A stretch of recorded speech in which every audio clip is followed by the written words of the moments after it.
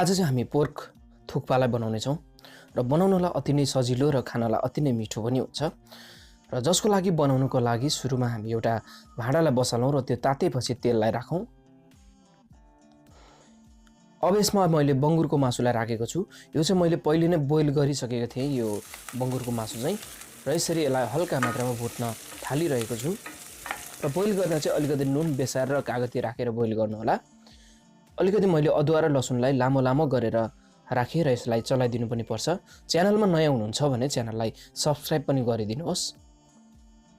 थोरै अलिकति हामी पिरोको लागि हरियो खुर्सानी पनि राख्छौँ। थोरै मैले प्याज पनि यसमा राखिदिएँ, तर सबै कटिङहरू चाहिँ मैले लामो लामो खालको काटेर तयार गरेको छु। अलिकति यो गाजर पनि मैले यसमा राखेँ, थोरै यो क्याप्सिकम र यो बन्दा, मैले थोरै घिउसिमी पनि लामो लामो गरेर काटेर राखिदिएको छु। आजको रेसिपी तपाईहरुलाई मन पर्यो भने भिडियोलाई लाइक शेयर गर्नलाई नभुल्नु होला। अलिकति मसलाको रूपमा मैले यो ब्ल्याक पेपर राखेको छु, मरिचको धुलोलाई हल्का भेजिटेबल सफ्ट हुन थालेपछि मात्रै राख्ने। नुनलाई पनि मैले यसमा स्वाद अनुसार राखेँ।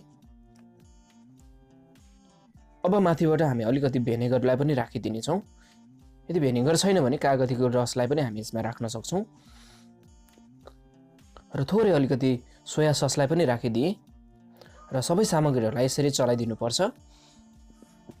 यो सफ्ट हुन थालेपछि अलिकति पानी आवश्यकता अनुसार राखौँ र हरियो प्याजलाई पनि माथिबाट काटेर राखिदिएँ र यसलाई मजाले पाक्नलाई छोडिदिनु पर्छ।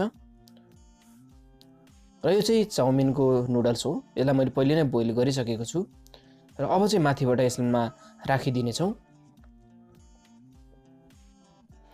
र सबै नुडल्सलाई यसरी राखिसकेपछि सबै सामग्रीहरुमा लाग्ने गरी मिल्ने गरी यसरी मिलाउँदै थोरै पकाउँदै जानुपर्छ। लगभग यसलाई मैले 10 मिनेट जति बोइल गरेँ सानो आगोमा। र माथिबाट अलिकति धनियाको पातलाई पनि अब राखिदिने छु र अब यसलाई पनि चलाइदिनु पर्छ।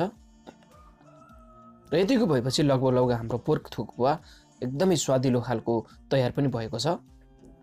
र यसरी खाँदाखेरिमा कतिचोटि हामीलाई अति नै मन पनि पर्छ थुक्पा भनेपछि, र यसको बेग्लै स्वाद पनि छुट्टै मजा हुने कुरा पनि भइहाल्यो।